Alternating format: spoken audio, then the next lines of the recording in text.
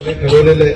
भाकर वेगवेगळ्या कोणी देत असेल काय असेल तो त्याचा लखलाप, पण एकंदरीतच हे सगळं जे काही तुमच्या तिथं मेडिकल हॉस्पिटलचे 100 बेडचं काम असेल किंवा तिथं नाही मेंटल हॉस्पिटलच्या संदर्भातलं ज्याचा उल्लेख मगाशी राजेशने केला किंवा मेडिकल कॉलेजचं काम असेल, ट्रॉमा केअरचं संदर्भातलं काम असेल, अर्जुनराव मी मगाशी कलेक्टरला सांगितलेलं बीपीसीला त्या जिल्ह्याला किती निधी द्यायचा आहे. आम्ही तिथलं कार्यक्षेत्र, तिथली लोकसंख्या या सगळ्या गोष्टी बघून त्या देत असतो. त्या पद्धतीनं मी तुम्हाला देईन, त्याबद्दल तुम्ही काळजी करू नका. मला वाटतं पंकजाताई तिथं पालकमंत्री, पंकजाताई पालकमंत्री आहेत, त्याच्यावर त्यांना पण मी बोलवीन, त्यांनाही मी सांगेन. पण कामं करताना दर्जेदार करा. आता काही ठिकाणी तर मला असंही कळतं की काम न करताच बिलं काढतात.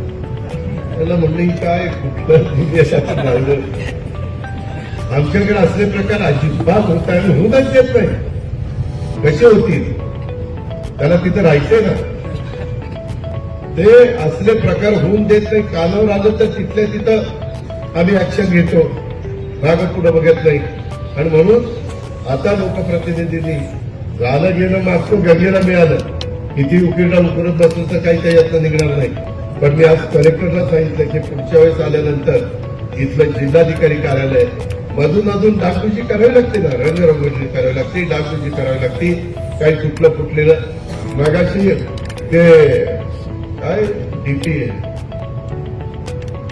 नाही प्लॅनिंगचं एक ऑफिस बांधलेलं आहे, नियोजन भवन का काहीतरी बांधलंय.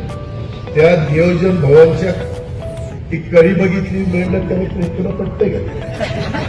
ते म्हणलं नाही दादा मलाही पटलं, हे बदललं पाहिजे. मग कधी बदलला पाहिजे म्हणजे त्याला त्याच्यावर तो एक्झिक्युटिव्ह इंजिनियर आणि त्यांची जबाबदारी त्याला ऍक्शन घेतली पाहिजे. इतकी घाणेरडी कामं करतात. त्यामध्ये खरोखरी तुम्ही माझ्याकडून बघा, आत्ता खरं आज शेवटचा दिवस आहे माझ्या कृषी प्रदर्शनाचा 2005 कृषक. मी माणिकराव कोकाटे, पंकजाताई आणि तिघांनी त्याचं उद्घाटन केलं.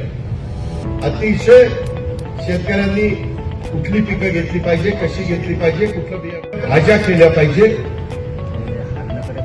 भाज्या तर आम्ही तिथं केलं, त्याला माती नाही, पाण्यावर भाज्या आल्या. जरा जाऊन बघा तिथं. तुम्ही नुसतं बघण्यात आणि ऐकण्यात 4 बोटाचं अंतर असलं तरी तिथं आलं पाहिजे. लाखो लोक येत आहेत. तुमचं नातेवाईक असेल तर त्याला व्हिडिओ शूटिंग घ्यायला लावून तुम्ही बघा तिथं ऊस कसा आणलं, तिथं जागेवर त्या जमीन तिथं आणलाय. म्हणजे असं नाही कुठं तरी फळं पिकं आणायची तिथं ठेवायची. काय सफरचंद आहे, काय सीताफळ आहे, अरे पण कुठं पिकलं ते सांग ना. तिथल्या झाडाला लागलेलं असतं तो पेरू, तिथल्या झाडाला लागलेलं असतं ते फळ. आज देखील माझ्या मराठवाड्यातले किती साखर कारखाने चांगले भाव देतात.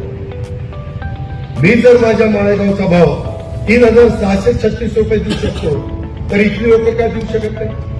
म्हणते दादा तुमची रिकव्हरी जास्त, तुम्ही रिकव्हरी वाढवा, तुम्ही परिसंवाद घ्या, त्याच्यामध्ये लोकांना सांगा.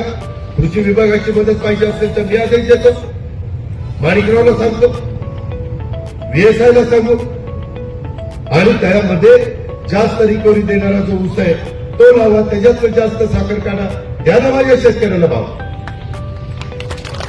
माझ्या दुसऱ्या कारखान्यात 3575 रुपये भाव. राजू शेट्टी जाहीर भाषणात सांगतात की त्यांच्यापेक्षा आमची रिकव्हरी 1% जास्त असताना भाव का त्यांचे जास्त आणि आपले का कमी. हे जे काही तफावत आहे लोक किती ऐकतील. वर्षानुवर्ष तुमच्याकडे कारखानदारी, 2-2 पिढ्या तुमच्याकडे कारखानदारी.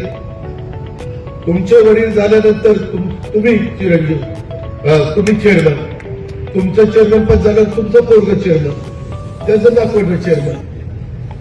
तुम्ही बघा नगरमध्ये पहिली पिढी, दुसरी पिढी, तिसरी पिढी, चौथी पिढी, स्वतःची राहिले नाही. आता तेच म्हणतो ना, सगळीकडे नाही अजून, कारण दुसऱ्या बाकीच्या अजून 2 पिढी झाली, तिसरी पिढी.